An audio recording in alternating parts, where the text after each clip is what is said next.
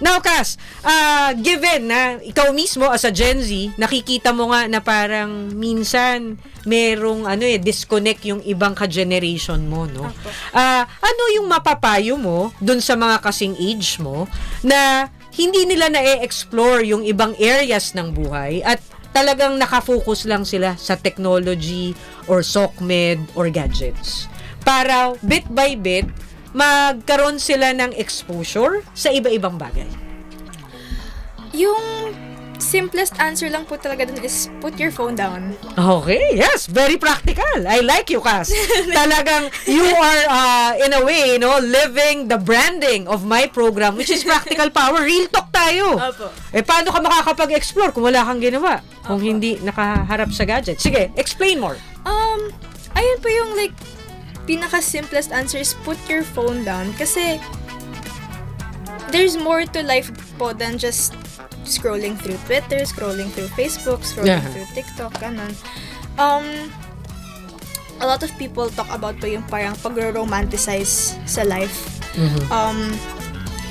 Yung parang yung mga nakita pong reels sa TikTok na parang, travel reels or parang mga movies, ganyan na romanticize po yung pamumuhay. Pero iba po yung parang nagiging stuck ka lang po dun sa digital world na parang hanggang romanticizing lang yung parang nagagawa mo sa buhay but you don't actually partake in the different activities in life.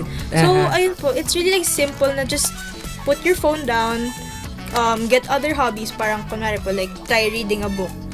It doesn't really have to be yung parang super mahaba po na book. You can start small na parang yung mga poetry book, book. And that will actually give you more insight po on how to live, how to move forward from different situations.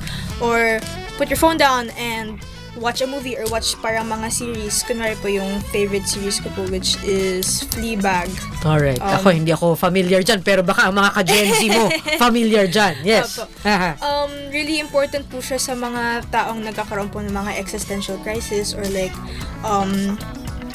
having problems po sila with the relationship with intimacy or the relationship with religion.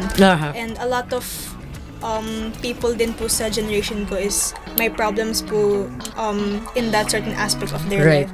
So it's really more on self-discipline po and actually having the determination and the urge to branch out.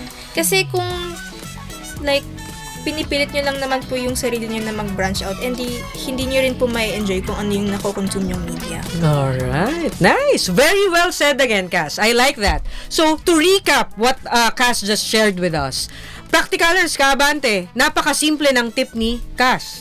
Put down your phone. Tama naman po siya. How can you explore other interests kung palagi kayong nakatutok sa inyong mga gadgets? So, first tip, very practical. I like it. Kaya, magpapa-assignment ka agad ako. Alam niyo naman, Practicalers, kaabante, si Coach Cristan, mahilig sa assignment. So, ako naman, practical coach nga, hindi ko naman sinasabi sa inyong kailangan forever, wag nyo nang hawakan ng mga gadgets nyo. Siyempre, kailangan nyo yan sa pag-aaral, kailangan nyo yan to connect with your loved ones, kailangan nyo yan sa trabaho. But, I guess, what I'm trying to say here is find quality time for yourself, for your loved ones, for you to enrich your life by putting down your phone. And ang assignment or challenge ko sa inyo, i-minimize nyo at least 1 hour a day. At least dapat may 1 hour na wala kayong ginagawa with your gadget and you try to explore new things. No? So, Practicalers, kabante, yan ang isang first challenge or assignment ko sa inyo. Pero bukod dun, ang isa pang magandang sinabi ni Cass is you can invest your time in other things such as reading, such as watching series, no?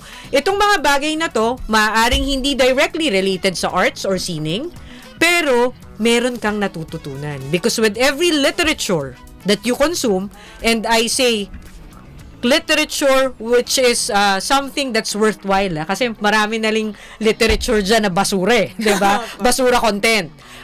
Be mindful with the content or literature you consume, and also the series that you watch. hindi lang yan entertainment. Minsan may natututunan tayo dyan. And what's important is you explore other things that you can do in your life. At ang pinaka-favorite na sinabi ni Cassandra is yung, oo nga, ang mga taong stuck sa social media, ang mga taong stuck sa gadget, they have the tendency to romanticize life by looking at the content or the lives of others. But I ask you, practicalers ka abante, tingin ka ng tingin sa travel goals na na-checkan nung favorite influencer mo. Eh, ikaw ba nakalabas na ng bahay?